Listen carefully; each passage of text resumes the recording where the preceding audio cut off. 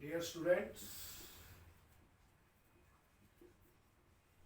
एक topic organic chemistry बच्चों को 11th में आगे बताया जाता है कि ये टॉपिक बहुत हार्ड है, बहुत समझने वाला है।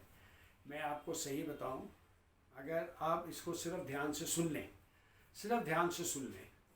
इससे आसान कोई टॉपिक नहीं है, इससे इजी कोई टॉपिक नहीं है, ना समझने में ना प्रेजेंट करने में।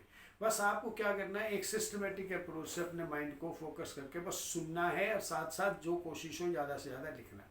आपके लिए टॉपिक मैं आपको ओपन चैलेंज देता हूँ कि जब हम ये सीरीज़ पूरी कर लेंगे पूरी ऑर्गेनिक केमिस्ट्री की, right from the basic concepts of organic till the means of 12th, आपको विश्वास दिलाता हूँ और मुझे आप पे अपने से ज़्यादा विश्वास है,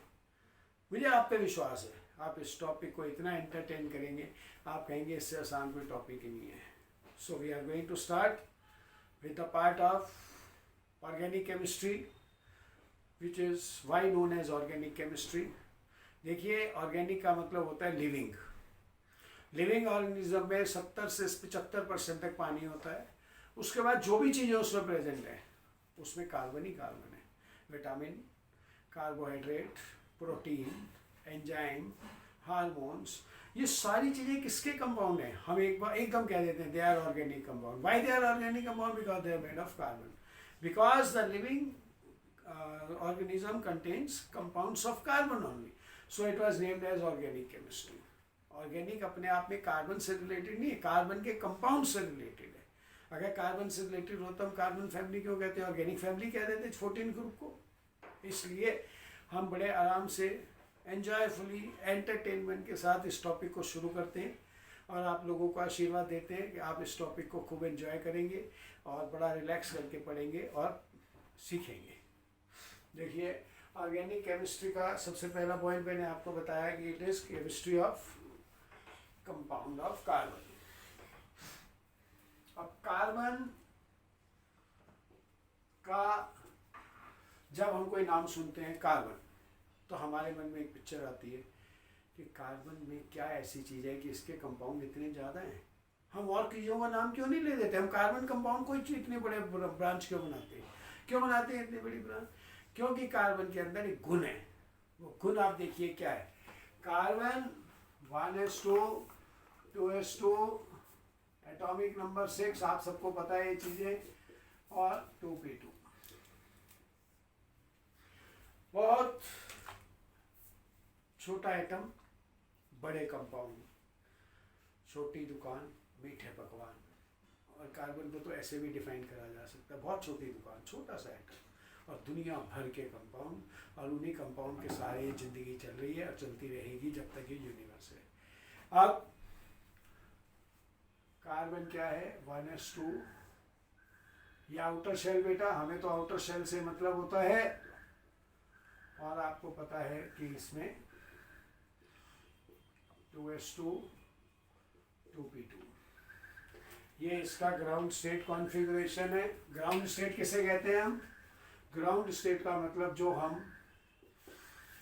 हम ऑफ द प्रिंसिपल को एनर्जी के नियमों के अनुसार, ऑफ द प्रिंसिपल को फॉलो करते हुए एनर्जी के बढ़ते क्रम में जब सब शेल को बढ़ते हैं तो उसे हम कहते हैं ग्राउंड स्टेट।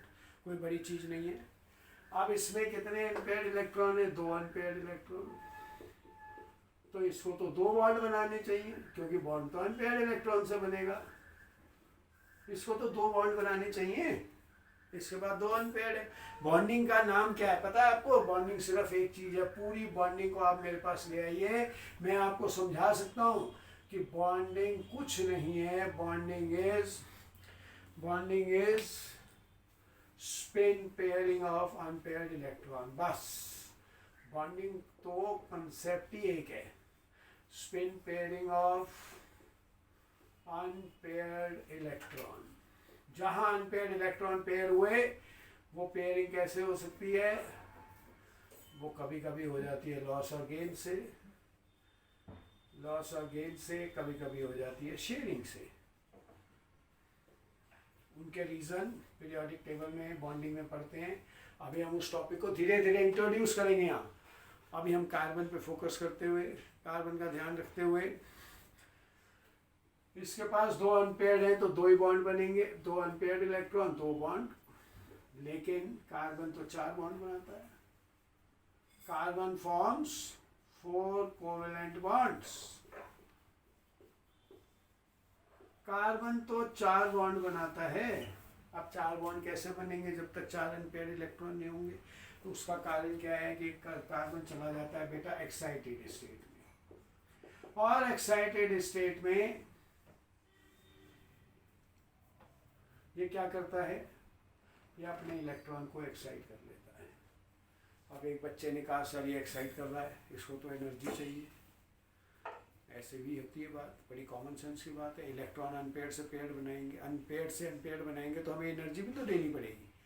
तो वो कहता है हम तो एनर्जी दे रहे हैं, और उल्टा हम कह रहे हैं कि बॉन्ड बना रहे हैं।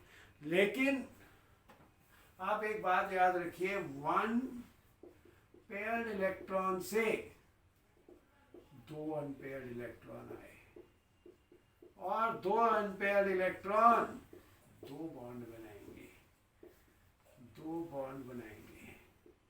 Formation of 2 bonds, formation of 2 bonds की एनर्जी जो निकलेगी वो देने वाली एनर्जी की वैल्यू के आगे से तो बहुत ज़्यादा होगी, बहुत ज़्यादा होगी।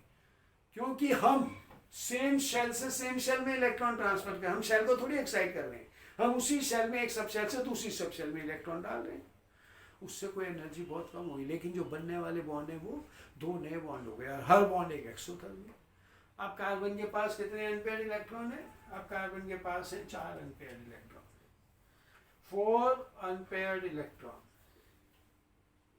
अब जिसके पास 4 अनपेयर्ड इलेक्ट्रॉन होंगे वो 4 कोवेलेंट बॉन्ड बनाएगा।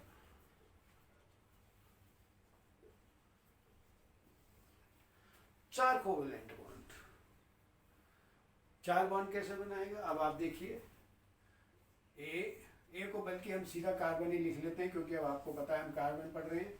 1 2 3 4 दूसरे एटम आए, उन्होंने बॉन्ड बनाया, ए बी डी और ई, तीनों ने बॉन्ड बनाया, शेयरिंग करी। अब शेयरिंग का मतलब समझ लीजिए, शेयरिंग कोई जादू नहीं है। शेयरिंग ये है कि इन 2 इलेक्ट्रॉनों में एक क्लॉकवाइज एक एंटी क्लॉकवाइज, एक क्लॉकवाइज एक एंटी क्लॉकवाइज।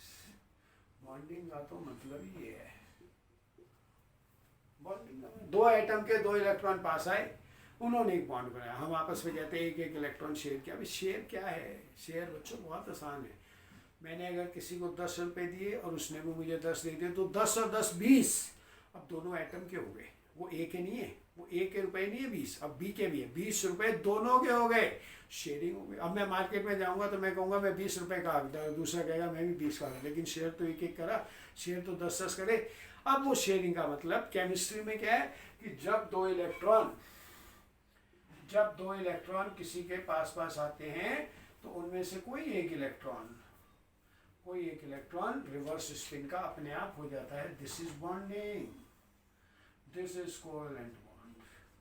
और जैसे ही 2 इलेक्ट्रॉन एक जैसे स्पिन के, एक पेयर्ड और एक अनपेयर्ड हो गए, क्लॉकवाइज एक एंटी क्लॉकवाइज हुआ, स्टेबिलिटी आई तो एनर्जी निकली, इसलिए बॉन्ड फॉर्मेशन इज एक्सोथर्मिक।